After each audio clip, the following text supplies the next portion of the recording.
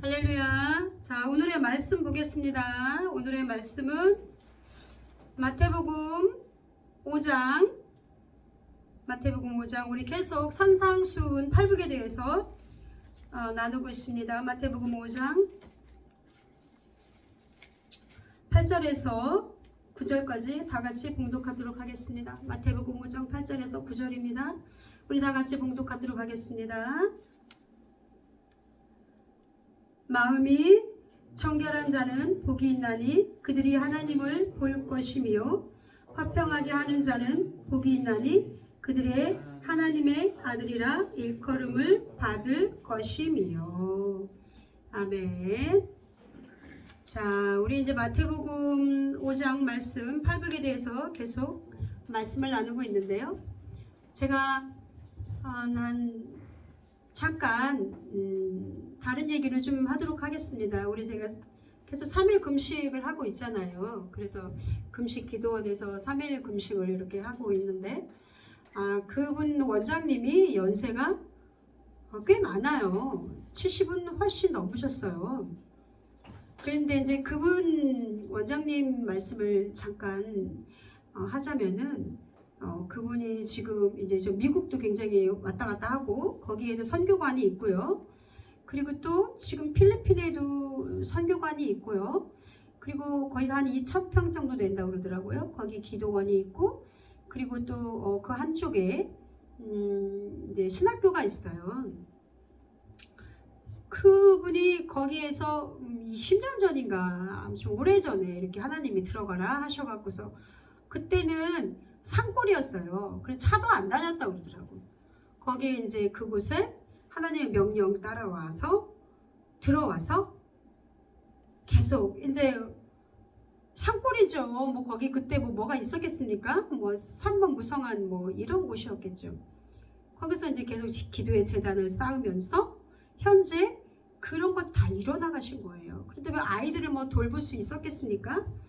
그러지도 못했겠죠. 엄마로서의 역할을 할 수 있었겠습니까? 그러지도 못했겠죠. 어쨌든 구구절절히 얘기하자면은 굉장히 긴데 그래서 그렇게 이제 지금 엄청난 그런 일들이 이루셨어요. 그리고 남편 목사님은 목사님이세요. 그런데 그 가정이 형제들이 남자 형제가 4명이 있는데 다 목사님이세요. 그런데 그 원장님은 처음에 믿지 않는 가문의 딸이었어요. 그리고 이제 엄청 이제 불교 절을 지을 정도로 그렇게 우상이 많은 집안의 딸이었는데 그 원장님이 믿는 자녀 남편을 사랑해서 그렇게 해서 결혼을 한 거예요. 그 시어머니 되시는 남편 목사님의 그 어머니는 오랫동안 기도로서 은사사역을 하셨던 분이라고 하더라고요.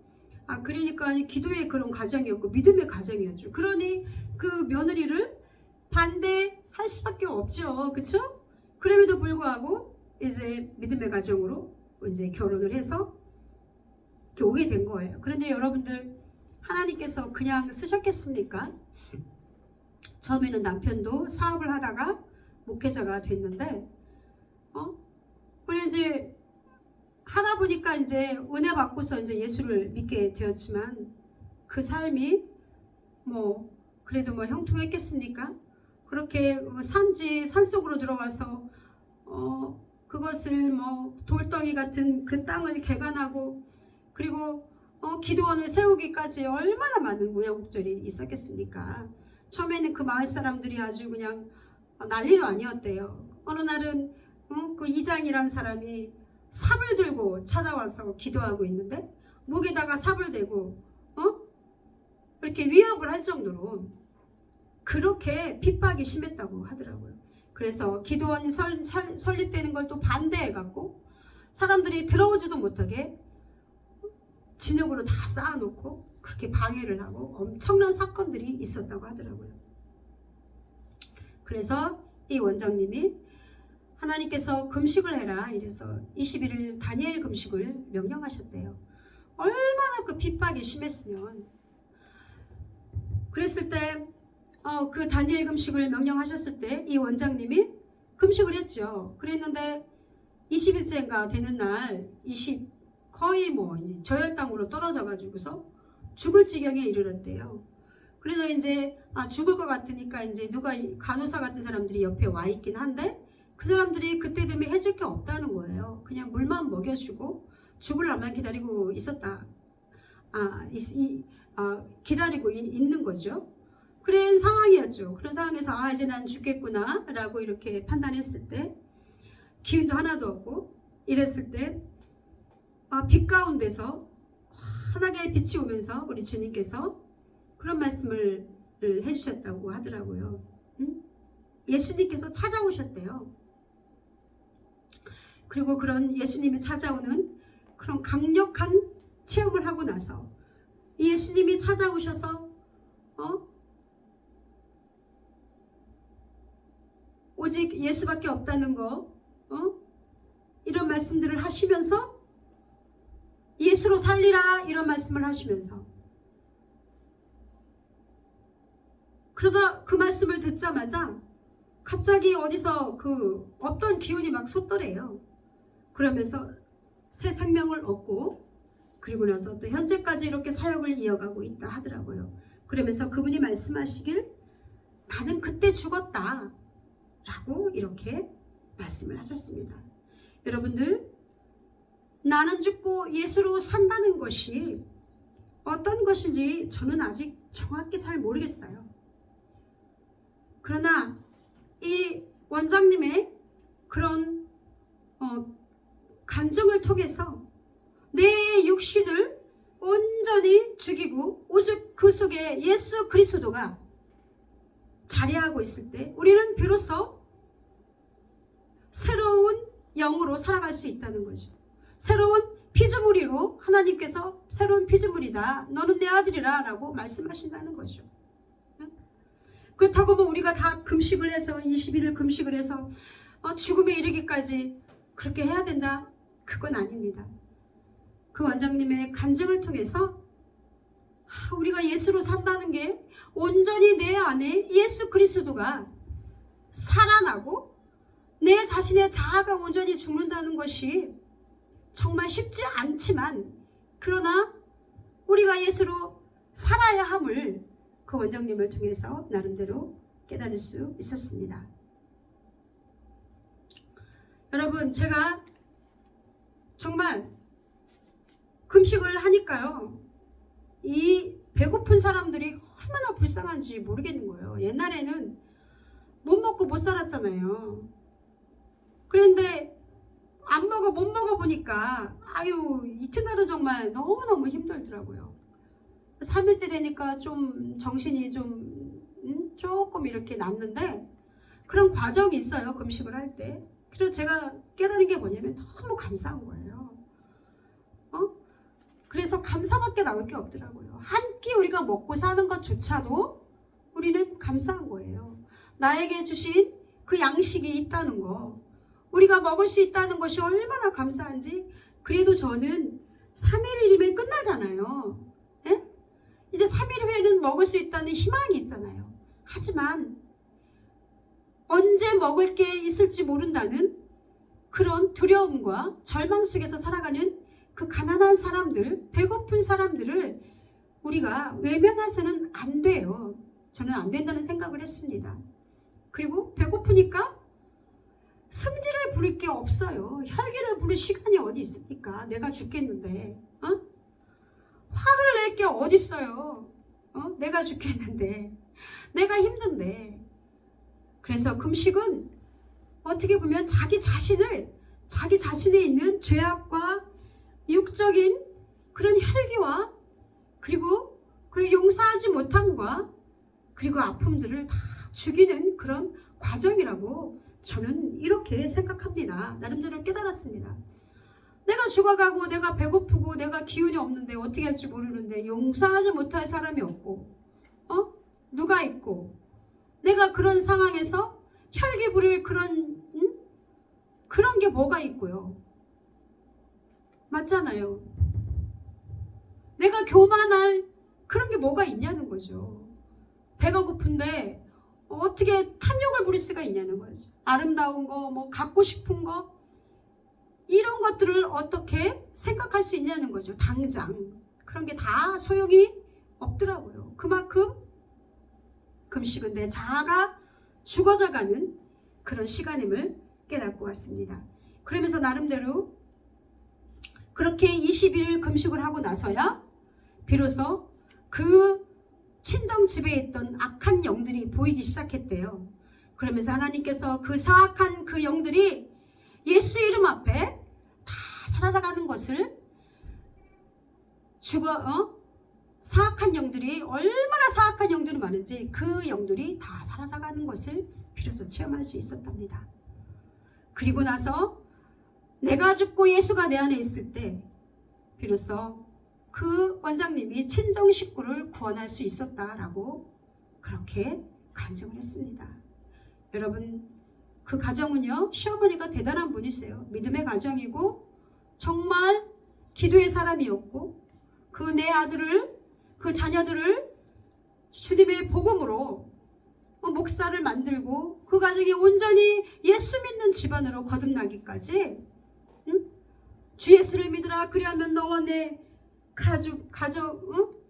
이 구원을 얻으리라 한 이 말씀이 이루어진 가정이었는데 그 원장님은 안 믿는 집안에 시집 왔는데 그 믿는 가정에 왔음에도 불구하고 안 믿는 자기 그 친정에 그런 믿지 않는 그런 우상 숭배의 그 영들 때문에 얼마나 연단을 받았는지 목숨과 바꾸는 그런 금식 안에서야 비로소 승리할 수 있음을 볼 수 있는 것처럼 저도 오늘 감히 여러분들 앞에 그런 욕심을 내어봅니다. 그래서 사실 저도 금식하는 것도 제 자신을 죽이는 거지만 여러분도 이렇게 기린과 등불교회를 오직 주님만 바라보지 않고는 우리가 목회를 할 수 없는 그런 교회잖아요. 우리를 위해서, 이 교회를 위해서, 저를 위해서 누가 기도를 해줄 것이며 이 가정을 위해서 누가 기도를 해주겠습니까? 우리는 일대잖아요. 아무도 없잖아요. 그 원장님께서는 그래도 그 믿는 빵빵한 시댁 식구들이 있었어요. 그럼에도 불구하고 21일 동안 목숨과 바꾸는 그 기도를 했을 때 비로소 하나님께서 그 악한 영들, 가문에 흐르는 그런 우상숭배의 영을 그때서야 그 사악한 영들의 그 저주를 다 끊으시고 온전히 그 친정 식구까지 구원받게 이르셨는데, 여러분들 누군가가 한 명은 순교의 마음으로 내 자신을 순교하고 예수님 앞에 나올 때 그 가정이 구원받을 수 있는 것입니다. 우리는 대충대충 예수를 믿으면 되겠지, 정말 여러분들 마음속에 나는 죽고 예수가 온전히 살아나는 그런 과정이 있는지 여러분들의 삶을 뒤돌아보시는 여러분들 되기를 주님의 이름으로 축원합니다. 우리 시간이 좀 지났는데 오늘 마태복음 5장 6절에서 9절까지 마음이 청결한 자는 복이 있나니 그들이 하나님을 볼 것이며 화평케 하는 자는 복이 있나니 그들이 하나님의 아들이라 일컬음을 받을 것이며, 여기에서 청결, 성결 같은 말입니다. 헬라로 카타로스라는 뜻인데 깨끗한, 순수한 이런 뜻입니다. 더러운 옷을 깨끗하게 빨았거나 기지를 통해 결을 제거하고 불순물이 없는 상태를 우리는 정결하다 합니다. 시편 24편 4절에 여호와의 산에 오를 자 누구이며 그의 거룩한 곳에 설 자가 누구인가? 곧 손이 깨끗하며 마음이 청결하며 뜻은 허탄한 데 두지 아니하며 거짓 맹세치 아니하는 자로다라고 말씀하신 것처럼 마음이 청결한 자가 비로소 여호와의 거룩한 곳에 선다라는 말씀입니다. 시편 73편 1절에 보면 하나님이 참으로 이스라엘 중 정결한 자에게 선을 행하신다 라고 이렇게 말씀하고 있는 것처럼 정결한 자들은 하나님을 볼 것이다 라고 이런 이 말씀은 그렇잖아요. 우리가 깨끗하고 투명한 곳에 그곳에 무엇인가 덮여 있다면 그 안을 볼 수 없는 것과 마찬가지로 우리의 심령이 깨끗하게 처리되었을 때 비로소 하나님을 볼 것이다라는 말씀입니다. 그러므로 정결한 마음이란 마음의 동기가 언제나 순수하고 깨끗한 것을 말합니다.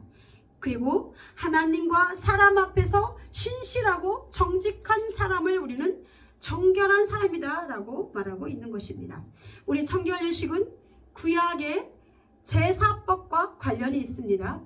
레위기 11장에 보면은 많은 제사법 청결예식들이 있는데, 일단 어떤 사람들이 병이 들었잖아요. 그러면 그것을 이스라엘 그 민족들은 부정하다고 생각했어요. 그래서 하나님을 그들은 가까이 하지 못했습니다. 제대로 나오지 못했습니다. 나중에 병이 나았을 때, 정결해졌을 때 병결해졌다고 선포하고, 그리고 또 제사장에게 보이고, 그 후에야 비로소 희생제사를 드려야 했습니다.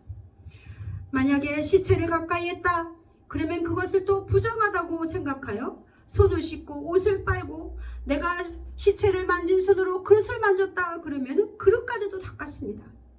가정생활에서도 항상 하나님께서는 정결하도록 너희가 먹을 음식, 먹지 말아야 될 음식까지 이렇게 규례를 정해 주셨습니다. 그러므로 교회는 어떤 곳입니까?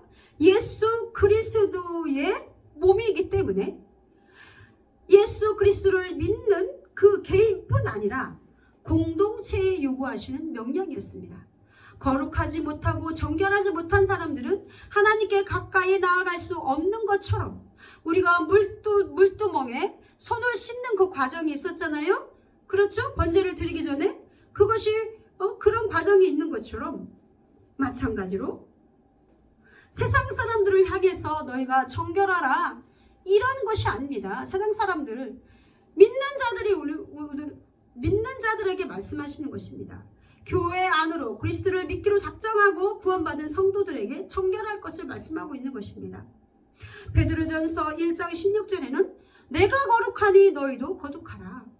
하나님은 거룩하시긴 분이기 때문에 하나님을 보려면은 우리가 하나님처럼 거룩해야 된다는 것입니다.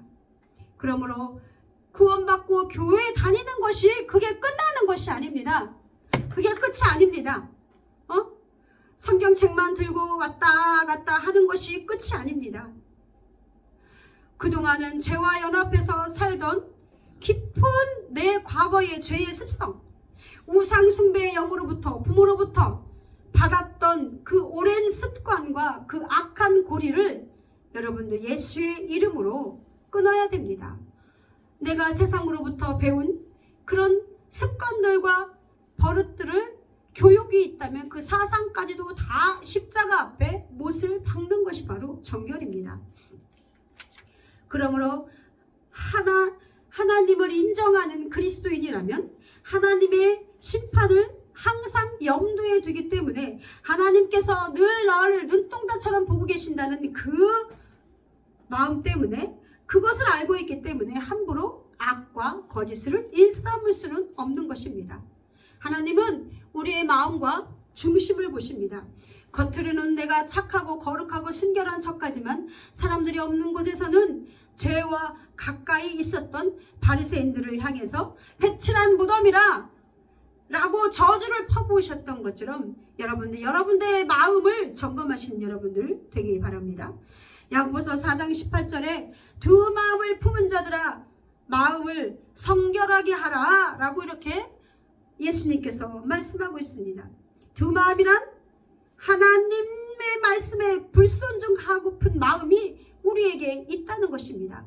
우리는 순종하고 있는 것처럼 생각하고 있지만 우리를 자세히 들여다보면 우리의 내면을 우리가 스스로 봤을 때 우리는 너무나 많은 부분들이 또는 일부분을 불순종하고 있다는 것입니다.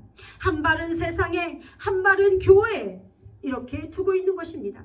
그래서 세상에서 말하는 선한 사람들과 별로 다를 것이 없는, 또는 악한 사람들과 보통 사람들과 별로 다를 것이 없는 그런 사람들이 바로 우리의 모습일 수도 있다는 것입니다.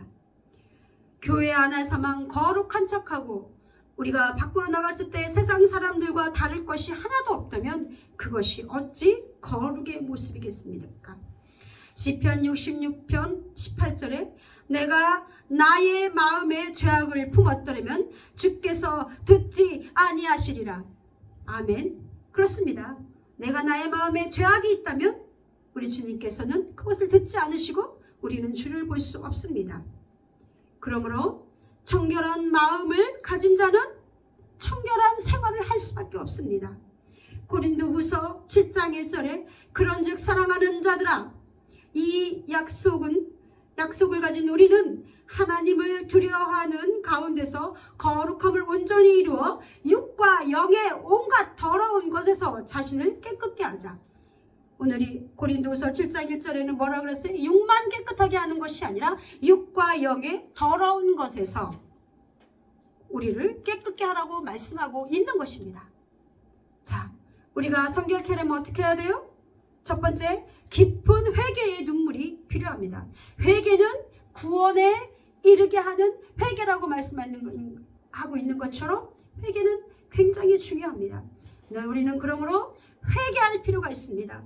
오늘 이 시간 여러분 회개할 것이 없다고 생각하신다면 하나님 앞에 무릎 꿇고 하나님, 내가 회개할 것이 무엇입니까? 말씀에 비추어서 여러분들 자신을 보시기 바랍니다. 베드로도 회개했습니다. 네가 나를 태벽 닭이 울기 전 3번 부인할 것이다 라고 예수님께서 말씀하셨는데 절대로 주님을 부인하지 않겠다던 그 쩌렁쩌렁하던 베드로가 예수님의 그 말씀이 3번째 닭이 울자마자 예수님의 그 말씀이 사실인 것이 딱 드러나자마자 자신이 얼마나 볼품없고 초라하고 그리고 믿음이 없는 자인가를 깨닫고 그는 심히 통곡하였다라고 성경에 나와 있습니다.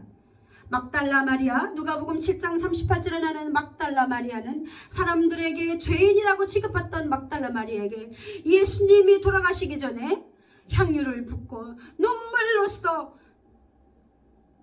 머리털로 예수님의 발을 닦았던 그 막달라 마리아, 그 죄인의 자신의 그 죄를 사하여 주시고 자신의 그렇게 새 생명을 주신 그 예수님에 대한 그 마음이 너무나 간절하고 고마워서 눈물로 그 깊은 회개를 통해서 우리 예수님의 그 발을 닦았던 막달라 마리아, 그리고 다윗도 철저하게 범죄했을 때 하나님 앞에 금식하면서 눈물로 회개한 것을 볼 수 있습니다. 또한 우리를 정결케 하려면 정결한 사람과 동행해야 합니다.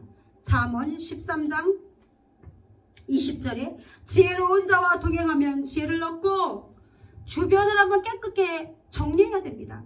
장소, 사람, 부정한 곳에는 가지 마십시오. 더러운 곳에는 가지 마십시오. 세상의 음란과 세상의 강포가 포악기 있는 곳에는, 그런 곳에는 여러분 발도 들이지 마시고, 그리고 늘 거룩하고 성결하고 지혜로운 자, 그런 자와 동행하십시오. 좋은 사람과 동행하십시오. 그러면 내가 거기서 무엇을 얻는다는 거예요?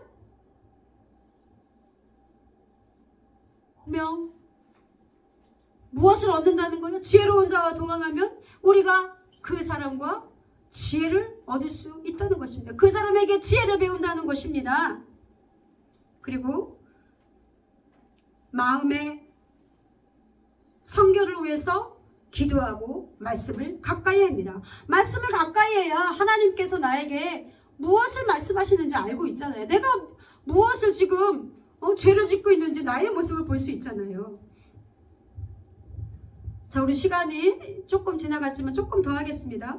화평케 하는 자는 복이 있나니 하나님의 아들이라 일컬음 받을 것이요 라는 말씀을 통해서 또 은혜를 나누고자 합니다. 우리 예수 그리스도는 평화의 왕으로 이 땅에 오셨고 화목을 위해서 십자가에 달려 돌아가셨습니다. 믿습니까? 하나님과 인간과의 관계를 회복시키시고 십자가의 피의 제물로 화평케 하신 분이 바로 누구라고요? 예수 그리스도이십니다. 그런데 우리 성경에 보면 화평케 한 자의 그 예로서 사무엘상 25장 32절에서 33절을 읽어보면 아비가일이라는 여성이 나옵니다. 이 여성이 어떤 여성입니까? 다윗이 사울왕을 피해서 도망할 때 다윗은 나발이라는 사람 알죠? 나발 들어봤죠? 나발의 아내가 바로 아비가일이에요. 나발의 양떼와 목자를 해치지 않고 그들을 선대하였습니다. 그 사람들 배고플 때 잡아먹을 수 있고 그럴 수 있었는데 그렇지 않았다는 거죠. 그 당시 다윗에게는 600명 정도의 그런 수하의 사람들이 있었습니다. 그런데 그 많은 사람들이 이동하려면 뭐가 필요했어요? 의식주의 해결이 시급했습니다. 그래서 나발에게 도움을 청했어요. 그런데 나발이 어떻게 해요? 나발이 아이고 그렇게 하십시오 했습니까? 나발이 어땠어요? 나발이 그것을 거절하고 다윗을 모욕했습니다. 이제 나발이 쫓기는 자가 됐거든요. 그러니까 네가 어떤 자인지 내가 어떻게 하냐 이러면서 나발이 그렇게 다윗을 모욕하고 거절했어요. 이 소식을 들은 다윗은 어땠습니까? 분노가 치밀어 올랐어요. 그래서 군사를 정비하고 나발을 치러 가기로 합니다. 이때 나발의 하인 하나가 이 사태를 보고서 나발의 아내 아비가일에게 달려갑니다. 그러므로 여러분도 지혜로운 하인, 내 옆에 누가 있냐가 굉장히 중요해요. 위급한 상황에서, 내가 죽을 수도 있는 상황에서 그것을 알려줄 수 있는 사람이 얼마나 중요합니까? 달려가서 고하죠.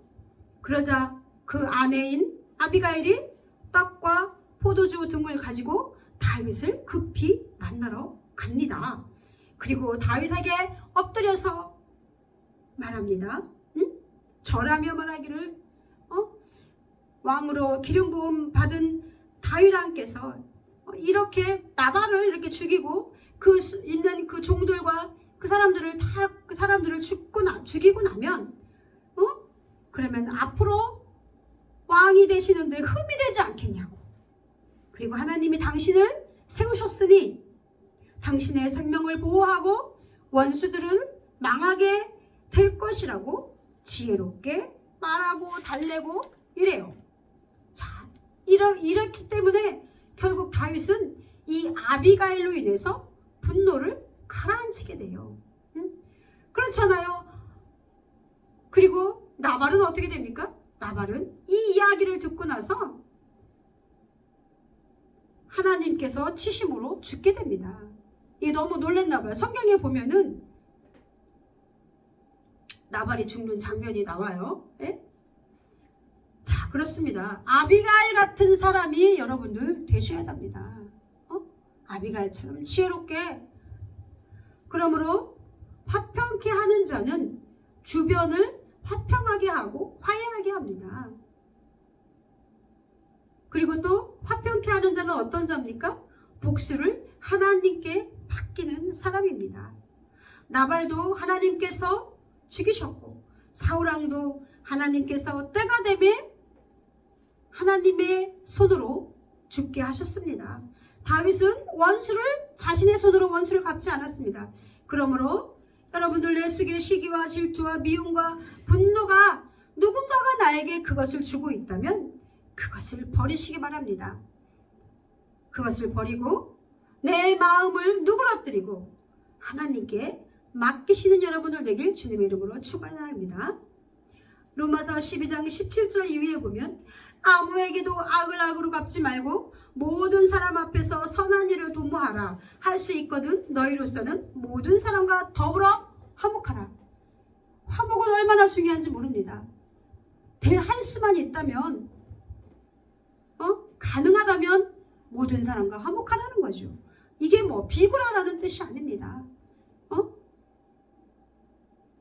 굽신굽신하라는 것이 아닙니다. 자, 화평의 사람은 또 말을 조심해야 합니다. 마귀는 이간질하는 자, 하나님과 우리 사이를 이간질하는 자, 싸움을 부추기고 하나님과 인간관계를, 하나님과 사람과의 사이를 끊는 자. 그러니까 꼭 어디 가서 고자질하고 이간질하고 싸움을 부추기는 사람이 있어요. 말을 옮기는 사람이 있어요.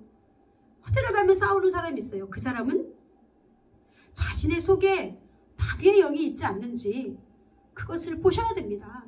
그리고 그런 사람과 우리는 가까이 하면 안 됩니다.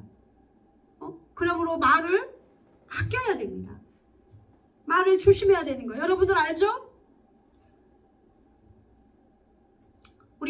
제가 이제 어제 말 들었는데 호명이가 그 소령의 차를 몰 때 우리 소령님께서 가끔씩 물어보잖아요. 물어봐요. 물어보면은 야, 네 부대 사람들 어떤 거 같니? 막 이랬을 때 솔직하게 뭐 안 좋은 것들을 이렇게 뭐 얘기했을 때, 그랬을 때 그것이 화근이 될 수도 있다라고. 그래서 그것을 너무 잘 깨달았어요. 그러므로 내가 삶에서 하는 말 한마디 한마디는 바로 무엇입니까? 사람들을 화평하게 하고 있는가, 아니면 내가 누군가의 사이를 이간질하게 하고 있는가 라는 것들을 살펴보아야 한다는 것입니다. 화평케 하는 사람은 시기 질투하지 않고 남을 배려합니다. 근데 우리가 시기 질투가 없을 수가 없잖아요. 그 마음을 누른다는 것입니다. 무엇으로? 하나님의 말씀으로. 그리고 배려하고 나보다는 남을 세워주는 사람입니다. 소위 자리에 연연하지 않습니다. 때가 되면 하나님께서 높이시기 때문입니다. 그런데 이런 것들을 모르는 사람들은 남을 짓밟고 남과 꼭 이겨서 내가 그 자리를 차지해야만 돼. 그러니까 너무 부끄러운 거. 교회 안에서의 법적인 분쟁, 이런 얘기하면 좀 그렇지만요. 세상에 내가 목사를 하고 싶다, 나를 인정하지 않는다, 그 법으로 가는 사람들 보면 저는 참 이해가 안 돼요. 우리 충주에도 가까운 교회가 있지요. 결국은 그것으로 인해서 교회가 분열됐잖아요. 모르겠습니다. 저는 그렇게 생각합니다. 그 자리가 무엇이 중요합니까? 내가 큰 교회에 있으면 너무나 좋겠죠. 그것이 무엇이 중요합니까? 우리 주님께서 큰 교회에 있었다라고 해서 그 사람을 잘했다 칭찬합니까? 아니잖아요. 내가 좀 작은 목사면 어떻고, 내가 좀 양이 많은 그런 교회에 있으면 어떻습니까? 중요한 것은 내 안에 예수의 마음이 있느냐, 너희가 화평케 하는 자냐. 어디 가서 싸움만 일으키고 그런다면 그 하나님께서 얼마나 슬퍼하시겠습니까? 그거 조금 어쩌고 정치에서든 어디에서든 그 자리 싸움 하느라고 사람들이 그거 내려놓으셔야 됩니다.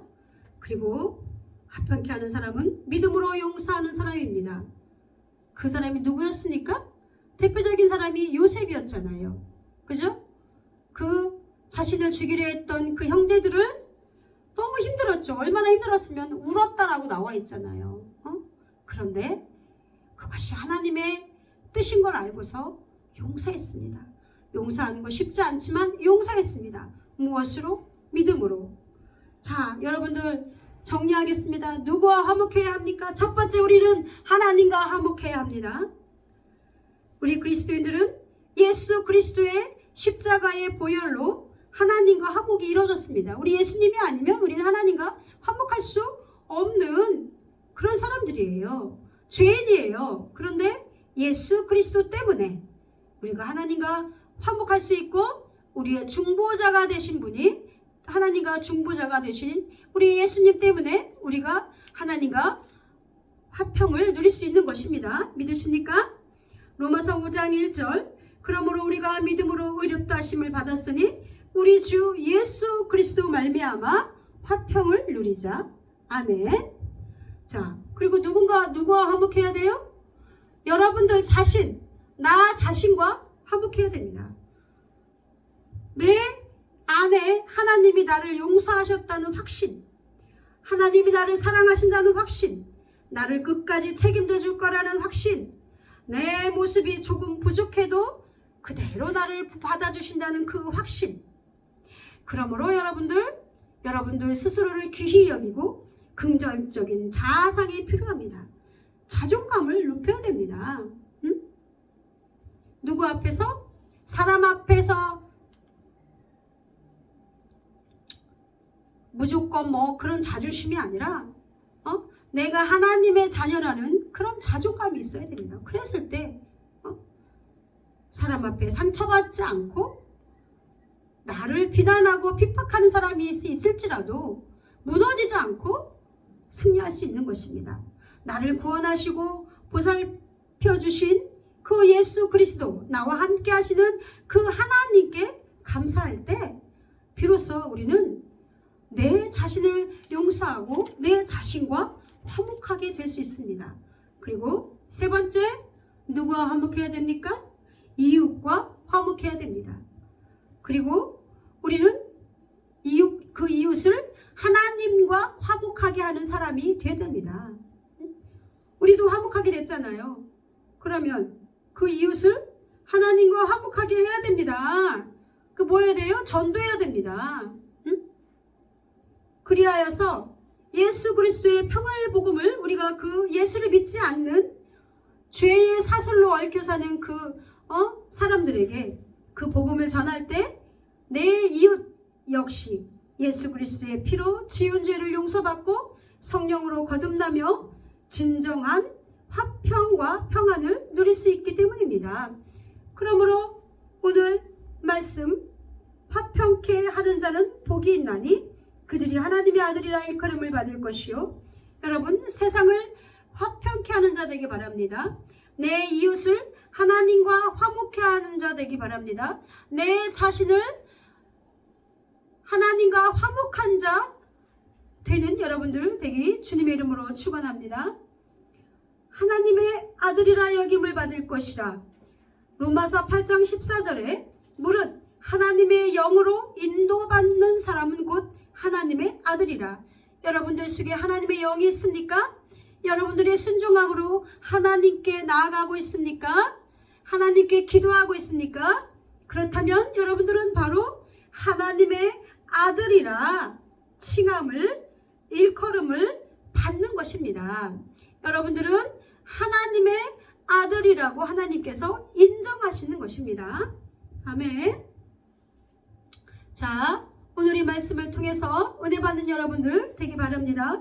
오늘 이 말씀이 여러분들 삶에 적용되고 그리고 아멘으로 받아들여서 여러분들의 삶 속에서 날마다 이 복을 누리는 여러분들 되게 주님의 이름으로 축원합니다. 기도하겠습니다. 할렐루야. 거룩하신 주님 감사합니다. 우리를 사랑하셔서 하나님 아버지 십자가에 달려 우리 대신 하나님 죽으시고 또 승리하셔서 부활하신 주님, 오늘 이 말씀을 통해서 하나님 아버지 마음이 정결한 자 복이 있다 하셨고 화평케 하는 자 복이 있다 하셨는데 이 말씀이 하나님 아버지 우리들의 말씀이 되기 원합니다.